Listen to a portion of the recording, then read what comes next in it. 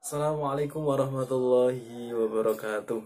Hai anak-anak, selamat pagi. Ketemu lagi dengan Pak Sidik dalam pembelajaran dari rumah. Meskipun dari rumah, ingat kita harus tetap menjaga kesehatan dan juga tetap semangat belajar. Mari kita awali pembelajaran pada pagi hari ini dengan membaca doa bersama-sama. Doa mulai. A'udzu billahi minasyaitonir rajim. Bismillahirrahmanirrahim. Raditu billahi rabba wa bil islami dina wa bi Muhammadin nabiyya wa rasulah. Rabbi zidni ilma warzuqni fahma. Amin.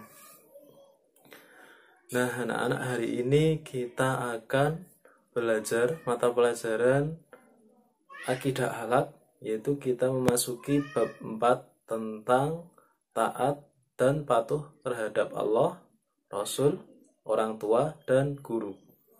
Nah, mari langsung kita simak bersama-sama materi kita berikut ini. Taat dapat diartikan dengan patuh, mengikuti atau menuruti. Dengan kata lain, taat adalah upaya untuk selalu mengikuti petunjuk Allah dengan cara melaksanakan perintah Allah dan menjauhi larangan Allah Subhanahu wa Ta'ala.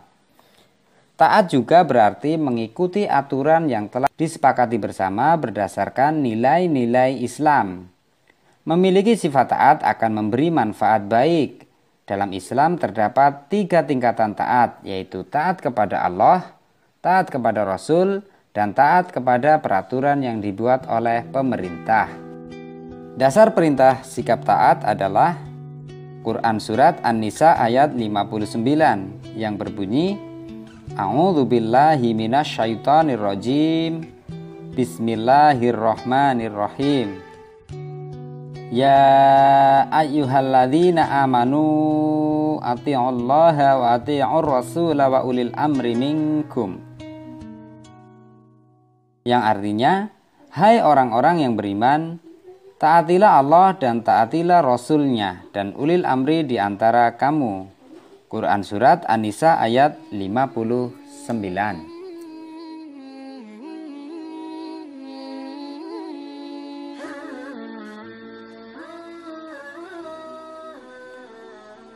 Taat kepada Allah Subhanahu wa Ta'ala.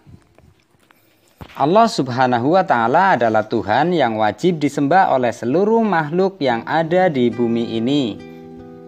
Alam semesta ini diciptakan oleh Allah Subhanahu wa Ta'ala untuk memenuhi kebutuhan manusia.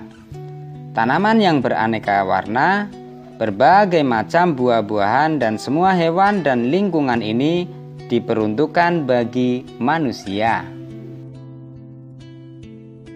Perhatian Allah Subhanahu wa Ta'ala terhadap manusia sungguh tiada terhingga. Allah memenuhi segala yang kita minta. Bahkan yang tidak kita minta pun Allah telah memenuhinya. Misalnya, kita tidak pernah berdoa kepada Allah agar kita dilahirkan ke dunia nanti dilengkapi dengan panca indera yang lengkap. Tetapi Allah Subhanahu wa Ta'ala langsung memenuhinya. Masih banyak lagi rizki dari Allah Subhanahu wa Ta'ala yang tidak mungkin kita sebut satu per satu.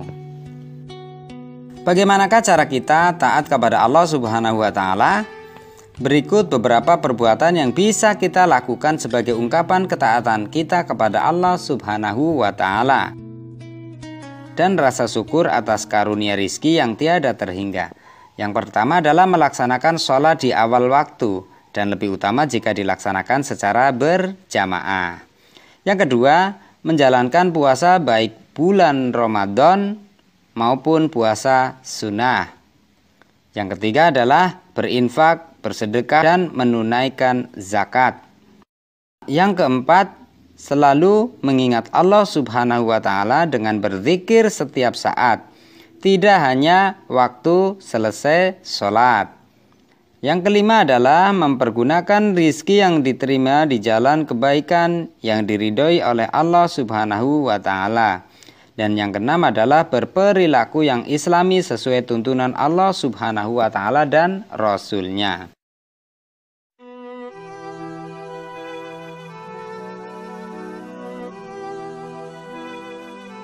Taat kepada Rasul.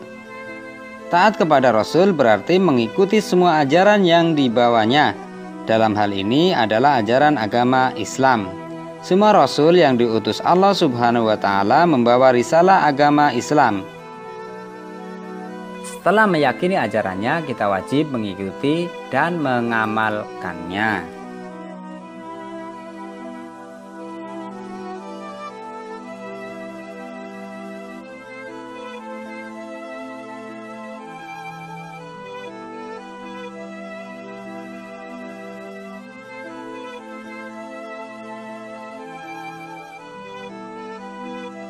Cara menaati Rasul. Ada banyak cara yang dapat kita lakukan dalam menaati ajaran para Rasul, terutama Rasulullah Shallallahu Alaihi Wasallam. Antara lain, yang pertama adalah mengetahui riwayat kehidupan para Rasul, terutama Rasulullah Shallallahu Alaihi Wasallam dan ajaran yang dibawanya. Yang kedua, membenarkan berita yang disampaikan para Rasul. Yang ketiga, mengamalkan syariat yang dibawanya. Dalam hal ini syariat Nabi Muhammad SAW sebagai Nabi dan Rasul terakhir. Yang keempat adalah mencintai dan membela para Rasul, terutama Rasulullah SAW. Yang kelima, meneladani kehidupan para Rasul. Dan yang keenam, menghidupkan sunnah Rasulullah SAW.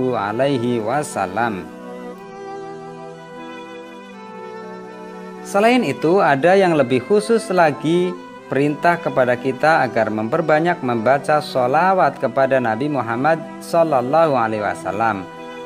Tujuan sholawat adalah agar kelak kita mendapatkan syafaat Nabi Muhammad SAW di akhirat.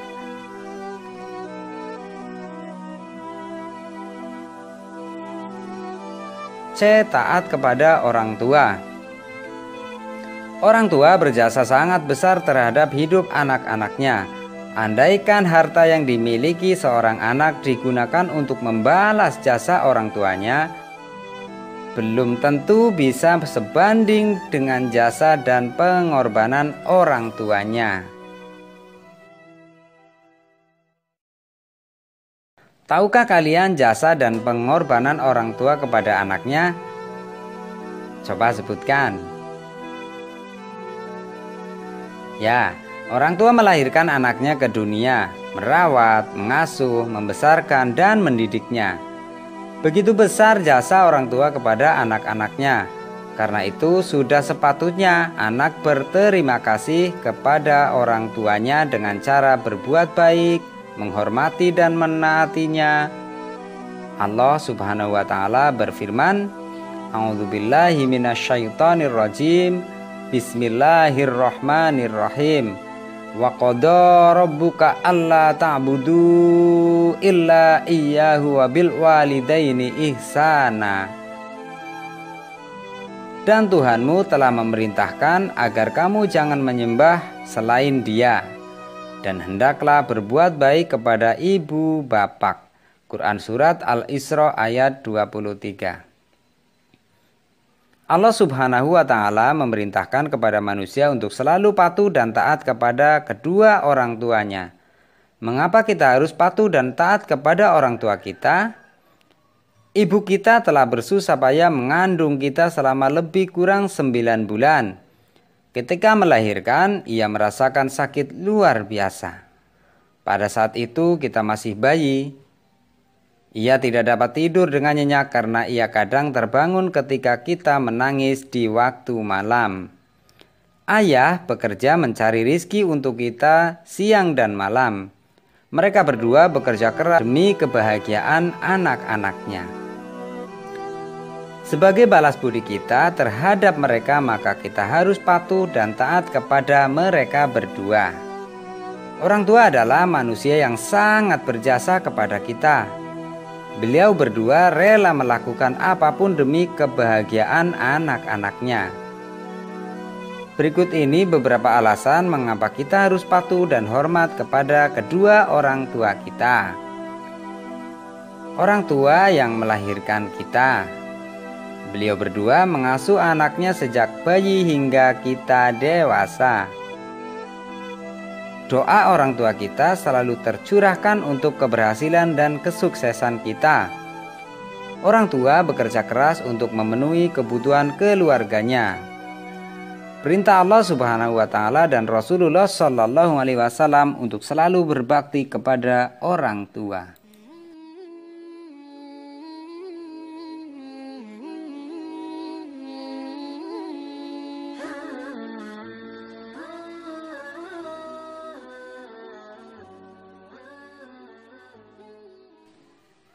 Beberapa cara untuk menghormati orang tua antara lain: yang pertama, menuruti perintahnya selama tidak bertentangan dengan agama Islam.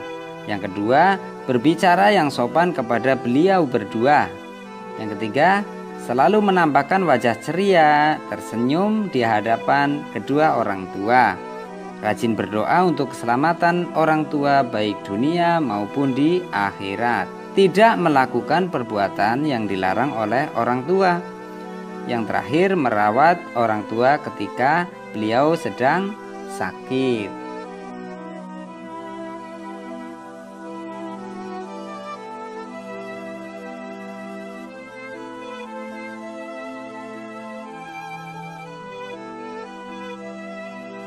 D.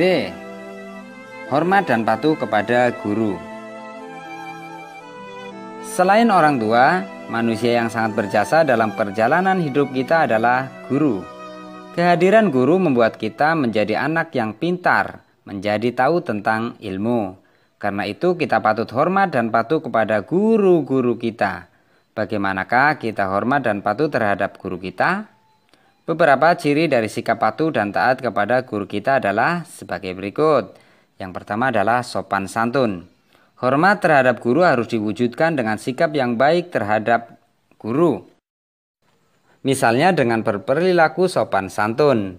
Guru adalah orang yang telah mendidik sekaligus mengajari kita dengan berbagai ilmu yang sangat berguna bagi kehidupan dan masa depan kita semua. Hormatilah guru sebagaimana menghormati kedua orang tua kita.